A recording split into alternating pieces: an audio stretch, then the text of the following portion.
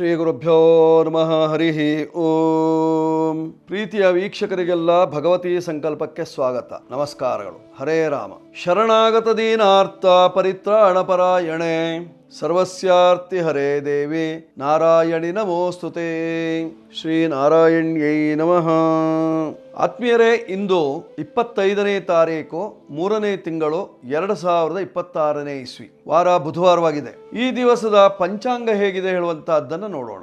ಸ್ವಸ್ತಿ ಶ್ರೀ ವಿಜಯಾಭ್ಯುದಯ ನೃಪಶಾಲಿವಾಹನ ಗತಶಕ ವರ್ಷ 1948ನೇ ಮಂಗಳಕರ ಪರಾಭವನಾಮ ಸಂವತ್ಸರದ ಉತ್ತರಾಯಣ ವಸಂತ ಋತು ಚೈತ್ರ ಮಾಸದ ಶುಕ್ಲ ಪಕ್ಷದ ಸಪ್ತಮಿ ತಿಥಿಯಾಗಿರತಕ್ಕಂತಹದ್ದು. ವಾರ ಬುಧವಾರವಾಗಿದೆ. ಈ ದಿವಸದ ನಕ್ಷತ್ರ ಮೃಗಶಿರ ನಕ್ಷತ್ರ ಇದೆ.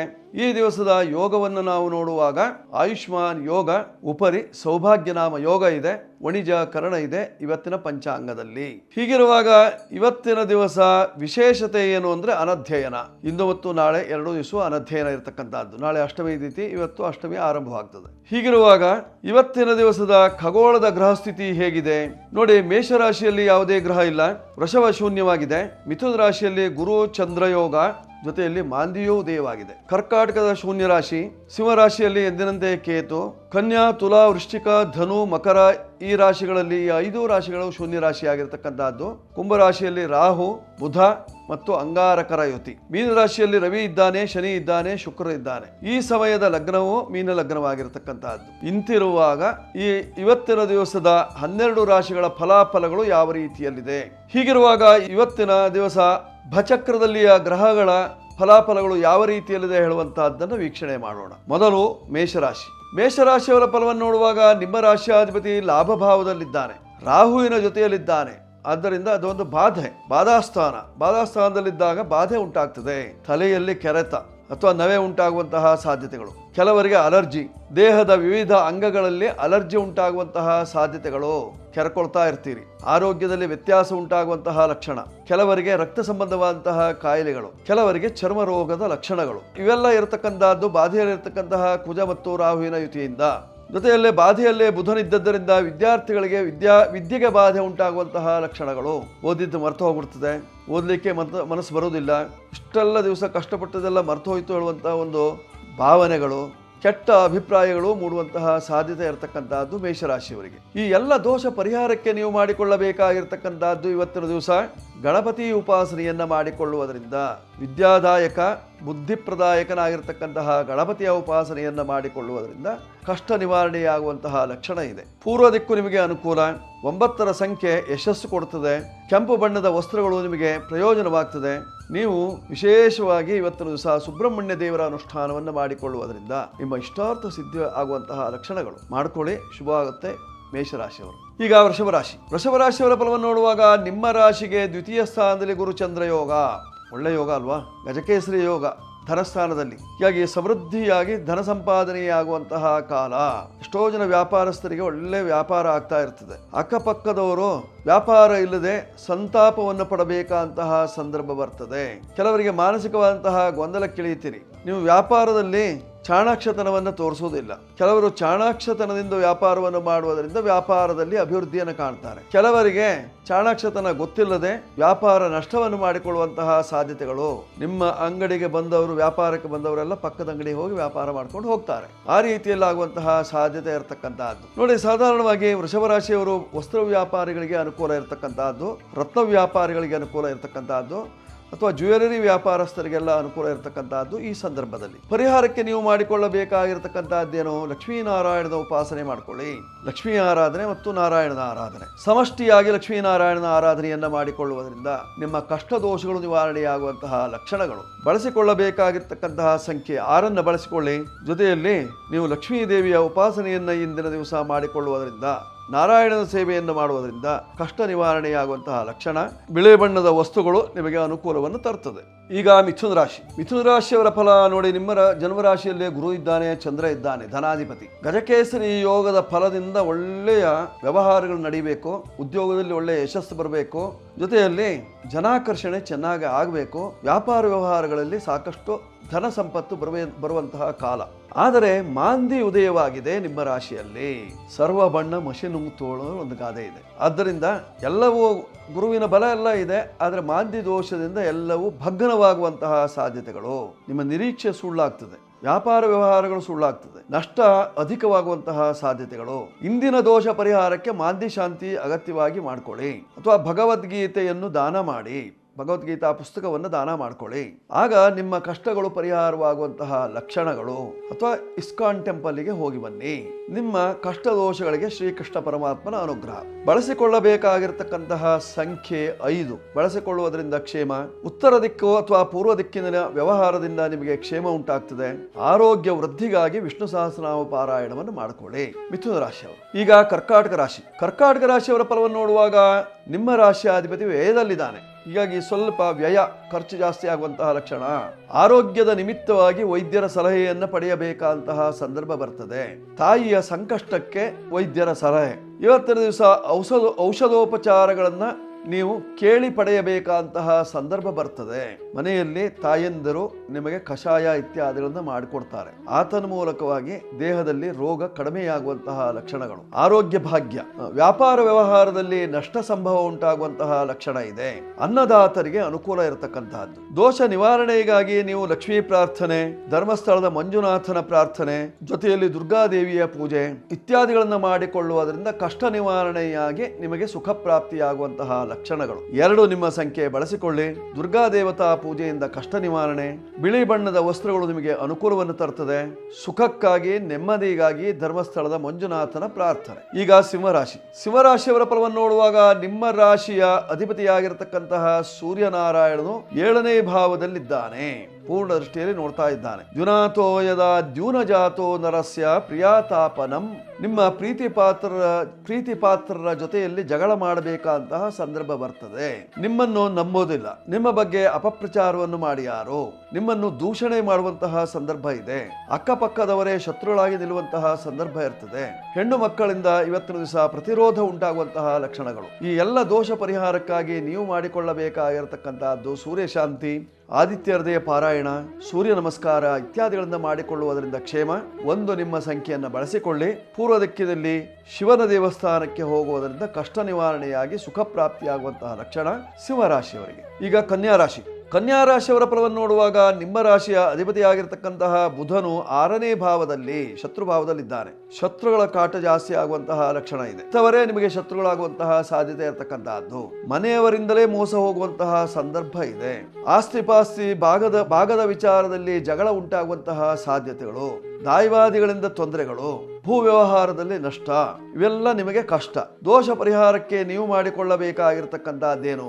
ಸಾಧ್ಯವಾದಷ್ಟು ನೀವು ಮಾಡಿಕೊಳ್ಳಬೇಕಾಗಿರ್ತಕ್ಕಂತಹದ್ದು ವಿಷ್ಣು ಸಹಸ್ರನಾಮ ಪಾರಾಯಣ, ಅಥವಾ ವಿಷ್ಣು ಪಂಜರ ಸ್ತೋತ್ರ ಪಾರಾಯಣ, ಅಥವಾ ವಿಷ್ಣುವಿನ ಸನ್ನಿಧಾನಕ್ಕೆ ಹೋಗಿ ತುಳಸಿ ಮಾಲಾ ಅರ್ಪಣೆ, ಅಥವಾ ತಿರುಪತಿ ತಿಮ್ಮಪ್ಪರಿಗೆ ಪ್ರಾರ್ಥನೆ ಇತ್ಯಾದಿಗಳನ್ನು ಮಾಡಿಕೊಳ್ಳುವುದರಿಂದ ಕನ್ಯಾ ರಾಶಿಯವರಿಗೆ ಇರತಕ್ಕಂತಹ ದೋಷಗಳು ನಿವಾರಣೆ ಆಗುವಂತಹ ಲಕ್ಷಣ ಇದೆ. ಮಾಡಿಕೊಳ್ಳಿ, ಶುಭ ಉಂಟಾಗ್ತದೆ. ಕನ್ಯಾ ರಾಶಿಯವರು ಇವತ್ತಿನ ದಿವಸ ನೀವು ಉತ್ತರ ದಿಕ್ಕಿನಲ್ಲಿ ವ್ಯವಹಾರವನ್ನು ಮಾಡುವುದರಿಂದ, 5ರ ಸಂಖ್ಯೆಯನ್ನು ಉಪಯೋಗಿಸಿಕೊಳ್ಳುವುದರಿಂದ, ಹಸಿರು ಬಣ್ಣದ ಬಟ್ಟೆಯನ್ನು ಧಾರಣೆ ಮಾಡುವುದರಿಂದ ಕಷ್ಟ ನಿವಾರಣೆಯಾಗಿ ಸುಖ ಪ್ರಾಪ್ತಿ. ಈಗ ತುಲಾರಾಶಿ. ತುಲಾರಾಶಿಯವರ ಫಲವನ್ನು ನೋಡುವಾಗ ನಿಮ್ಮ ರಾಶಿಯ ಅಧಿಪತಿಯಾಗಿರತಕ್ಕಂತಹ ಶುಕ್ರನು 6ನೇ ಮನೆಯಲ್ಲಿ ಉಚ್ಚನಾಗಿದ್ದಾನೆ. ಇಂದಿನ ದಿವಸವೇ ಅವನು ಸಪ್ತಮಕ್ಕೆ ಬರುವವನಿದ್ದಾನೆ. ಕೇಂದ್ರಕ್ಕೆ ಬಂದ ಶುಕ್ರ ನಿಮಗೆ ಒಳ್ಳೆಯ ಫಲವನ್ನು ನೀಡುವಂತಹ ಲಕ್ಷಣಗಳಿದ್ದಾವೆ. ನೋಡಿ, ನಿಮ್ಮ ರಾಶಿಯಿಂದ 5ನೇ ಭಾವದಲ್ಲಿ ಕುಜರಾಹುವಿನ ಯುತಿ. ಮಕ್ಕಳ ವಿಚಾರದಲ್ಲಿ ಹಲವು ರೀತಿಯಂತಹ ಚಿಂತೆಗಳು ಮೂಡುವಂತಹ ಸಾಧ್ಯತೆ ಇರತಕ್ಕಂತಹದ್ದು. ಮಕ್ಕಳ ಆರೋಗ್ಯದ ಕಡೆ ಗಮನ ಕೊಡಬೇಕಾದಂತಹ ಸಂದರ್ಭ. ಬಾಧೆಯಲ್ಲಿ ಕೇತು ಇದ್ದದ್ರಿಂದ ಕೆಲವರಿಗೆ ಬೇರೆಯವರು ಮಾಡಿದಂತಹ ಕೈಕರಣೆಯಿಂದ ಅರ್ಥಾತ್ ಮಂತ್ರ ಮಾಟಾದಿಗಳಿಂದ ತೊಂದರೆಯನ್ನು ಅನುಭವಿಸ್ತೀರಿ. ವ್ಯಾಪಾರ ವ್ಯವಹಾರದಲ್ಲಿ ಸೋಲು, ನಷ್ಟ ಇವೆಲ್ಲವೂ ಪದೇ ಪದೇ ಕಂಡುಬರುವಂತಹ ಸಾಧ್ಯತೆ ಇರತಕ್ಕಂತಹದ್ದು ತುಲಾರಾಶಿಯವರಿಗೆ. ದಿನಸಿ ವ್ಯಾಪಾರಿಗಳಿಗೆ ಸಾಕಷ್ಟು ಅಭಿವೃದ್ಧಿ. ದೋಷ ನಿವಾರಣೆಗಾಗಿ ನೀವು ಮಾಡಿಕೊಳ್ಳಬೇಕಾಗಿರ್ತಕ್ಕಂತಹದ್ದು ಅನ್ನಪೂರ್ಣೇಶ್ವರಿ ಪೂಜೆ, ಜೊತೆಯಲ್ಲಿ ಬಿಳಿ ವಸ್ತ್ರದಾನ ಅಥವಾ ಬಿಳಿ ವಸ್ತುಗಳನ್ನು ಖರೀದಿಸುವುದಕ್ಕೆ, ಅದಕ್ಕಿಂತಲೂ ಮುಖ್ಯವಾಗಿ 6ರ ಸಂಖ್ಯೆಯ ಬಳಕೆ, ಇವು ನಿಮಗೆ ಅತ್ಯಂತ ಅನುಕೂಲವನ್ನು ತರ್ತದೆ. ಮಾಡಿಕೊಳ್ಳಿ, ಶುಭ ಉಂಟಾಗ್ತದೆ ತುಲಾರಾಶಿಯವರು. ಈಗ ವೃಶ್ಚಿಕ ರಾಶಿ. ವೃಶ್ಚಿಕ ರಾಶಿಯವರ ಫಲವನ್ನು ನೋಡುವಾಗ ನಿಮ್ಮ ರಾಶಿಯ ಅಧಿಪತಿಯಾಗಿರ್ತಕ್ಕಂತಹ ಕುಜನು 4ನೇ ಭಾವದಲ್ಲಿ ವಾಹನದಲ್ಲಿ ಓಡಾಡುವಾಗ ಸ್ವಲ್ಪ ಜಾಗೃತಿಯಾಗಿರಿ. ವಾಹನಾಪಘಾತವನ್ನು ಕಂಡುಬರುವಂತಹ ಸಾಧ್ಯತೆ ಇರತಕ್ಕಂತಹದ್ದು. ಕುಟುಂಬದಲ್ಲಿ ನಷ್ಟ, ಸೂತಕದ ಛಾಯೆ ಇವತ್ತಿನ ದಿವಸ ಕಾಣಿಸುವಂತಹ ಸಾಧ್ಯತೆ. ವ್ಯಾಪಾರ ವ್ಯವಹಾರದಲ್ಲಿ ಅಭಿವೃದ್ಧಿ ಇದ್ದರೂ ಸಹಿತವಾಗಿ ಸಾಕಷ್ಟು ತೊಂದರೆಯನ್ನು ಅನುಭವಿಸ್ತೀರಿ. ದೂರ ದೇಶದಲ್ಲಿರ್ತಕ್ಕಂಥವರಿಗೆ ಸಾಕಷ್ಟು ಅಭಿವೃದ್ಧಿ. ಮನಸ್ಸಿನ ಹಿತಕ್ಕಾಗಿ ಸುಬ್ರಹ್ಮಣ್ಯೇಶ್ವರನ ಸೇವೆ, ಸಾಧ್ಯವಾದರೆ ಕುಕ್ಕೆ ಸುಬ್ರಹ್ಮಣ್ಯಕ್ಕೆ ಹೋಗಿ ಬನ್ನಿ, ಕಷ್ಟ ನಿವಾರಣೆಯನ್ನ ಮಾಡಿಕೊಳ್ಳಿ. 9ರ ಸಂಖ್ಯೆಯನ್ನ ಬಳಕೆ ಮಾಡಿಕೊಳ್ಳಿ. ಕೆಂಪು ವಸ್ತ್ರ ಆಗಿ ಬರ್ತದೆ. ಉತ್ತರ ದಿಕ್ಕು ನಿಮಗೆ ಶ್ರೇಷ್ಠವಾದಂತಹ ಫಲವನ್ನು ನೀಡುತ್ತದೆ. ಈಗ ಧನುರಾಶಿಯವರ ಫಲವನ್ನು ನೋಡುವಾಗ ಸಪ್ತಮ ಸ್ಥಾನದಲ್ಲಿ ಗುರುಚಂದ್ರ ಯೋಗ, 7ನೇ ಮನೆಯಲ್ಲಿ ಗುರುಚಂದ್ರರು ನಿಂತು ನೋಡ್ತಾ ಇದ್ದಾರೆ. ನಿಮಗೂ ಗಜಕೇಸರಿ ಯೋಗದ ಫಲ ಇದೆ, ಕೇಂದ್ರಾಧಿಪತ್ಯ ಯೋಗದ ಫಲ ಇದೆ. ಆದರೆ 7ನೇ ಮನೆಯಲ್ಲಿ ಮಾಂದ್ಯ ನಿತ್ತು ನಿಮ್ಮ ರಾಶಿಯನ್ನು ನೋಡ್ತಾ ಇದ್ದರಿಂದ ಕೆಲವರಿಗೆ ಕಳ್ಳತನದ ಆಪಾದನೆ ಅಥವಾ ಮನೆಯಲ್ಲಿ ಕಳ್ಳತನವಾಗುವಿಕೆ ಅಥವಾ ನಿಮಗೆ ಚೋರ ಭಯ ಉಂಟಾಗುವಂತಹ ಲಕ್ಷಣಗಳು ಇವತ್ತಿನ ದಿವಸ. ಸ್ತ್ರೀಯರಿಂದ ನಿಮಗೆ ಅಪವಾದಗಳು ಬರುವಂತಹ ಲಕ್ಷಣಗಳು. ಕೌಟುಂಬಿಕವಾಗಿ ಮನಸ್ಸಂತೃಪ್ತಿ ಇರುವುದಿಲ್ಲ. ವ್ಯಾಪಾರ ವ್ಯವಹಾರಗಳಲ್ಲಿ ನಷ್ಟ ಉಂಟಾಗ್ತದೆ. ಹೂವು ಹಣ್ಣು ವ್ಯಾಪಾರಗಳನ್ನು ಮಾಡತಕ್ಕಂಥವರಿಗೆ ಅಥವಾ ರಸ್ತೆ ಬದಿಯಲ್ಲಿ ಕುಳಿತು ವ್ಯಾಪಾರ ವ್ಯವಹಾರವನ್ನು ಮಾಡತಕ್ಕಂಥವರಿಗೆ ನಷ್ಟ ಸಂಭವ. ದೋಷ ನಿವಾರಣೆಗಾಗಿ ನೀವು ಮಾಡಿಕೊಳ್ಳಬೇಕಾಗಿರತಕ್ಕಂತಹದ್ದು ಗುರುಶಾಂತಿ. ರಾಯರ ಮಂದಿರಕ್ಕೆ ಹೋಗಿ ಪೂಜೆ ಪುನಸ್ಕಾರಗಳನ್ನು ಮಾಡಿಸಿಕೊಳ್ಳುವುದರಿಂದ ನಿಮ್ಮ ಕಷ್ಟಗಳು ನಿವಾರಣೆಯಾಗುವಂತಹ ಲಕ್ಷಣ. ನೀವು ಬಳಸಿಕೊಳ್ಳಬೇಕಾಗಿರ್ತಕ್ಕಂತಹ ಸಂಖ್ಯೆ 3 ಬಳಸಿಕೊಳ್ಳಿ. ಹಳದಿ ವಸ್ತ್ರ, ಕೇಸರಿ ವಸ್ತ್ರ ನಿಮಗೆ ಆಗಿ ಬರ್ತದೆ. ಉತ್ತರ ದಿಕ್ಕಿನ ವ್ಯವಹಾರದಿಂದ ಕ್ಷೇಮ ಉಂಟಾಗ್ತದೆ ಧನುರಾಶಿಯವರಿಗೆ. ಈಗ ಮಕರ ರಾಶಿಯವರ ಫಲವನ್ನು ನೋಡುವಾಗ ಸಪ್ತಮಾಧಿಪತಿ 6ಠ ರಾಶಿಯಲ್ಲಿ ನೋಡಿ, ವ್ಯವಹಾರ ಸ್ಥಾನಾಧಿಪತಿ 6ನೇ ಮನೆಯಲ್ಲಿದ್ದಾನೆ ಅಂದ್ರೆ ವ್ಯವಹಾರಗಳು ಸರಿಯಾಗಿ ನಡೆಯೋದಿಲ್ಲ. ನೀವು ಏನೇನೋ ವ್ಯಾಪಾರವನ್ನು ಮಾಡ್ಲಿಕ್ಕೆ ಹೋಗ್ತೀರಿ, ಕೈ ಸುಟ್ಕೊಳ್ತೀರಿ. ಭೂಮಿಗೆ ಸಾಕಷ್ಟು ನೀರು ಗೊಬ್ಬರ ಎಲ್ಲ ಹಾಕ್ತೀರಿ, ಬೆಳೆ ಬೇಸಾಯದಲ್ಲಿ ಸೋಲು ಉಂಟಾಗುವಂತಹ ಸಾಧ್ಯತೆಗಳು. ಹೈನುಗಾರಿಕೆ ಮಾಡತಕ್ಕಂಥವರಿಗೆ ಸಾಕಷ್ಟು ಅಭಿವೃದ್ಧಿ ಆಗುವಂತಹ ಲಕ್ಷಣ.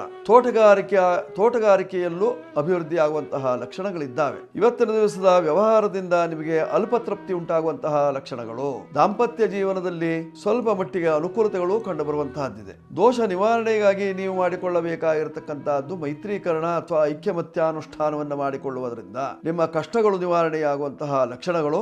ಆಯುರಾರೋಗ್ಯ ಭಾಗ್ಯಕ್ಕಾಗಿ ನೀವು ಮಾಡಿಕೊಳ್ಳಬೇಕಾಗಿರತಕ್ಕಂತಹದ್ದು ಶನಿ ಶಾಂತಿ. 8 ನಿಮ್ಮ ರಾಶಿಯ ಅಧಿಪತಿಯ ಸಂಖ್ಯೆ ಬಳಸಿಕೊಳ್ಳಿ. ಕಪ್ಪು ಬಣ್ಣ, ಬಿಳಿ ಬಣ್ಣ ನಿಮಗೆ ಆಗಿ ಬರ್ತದೆ.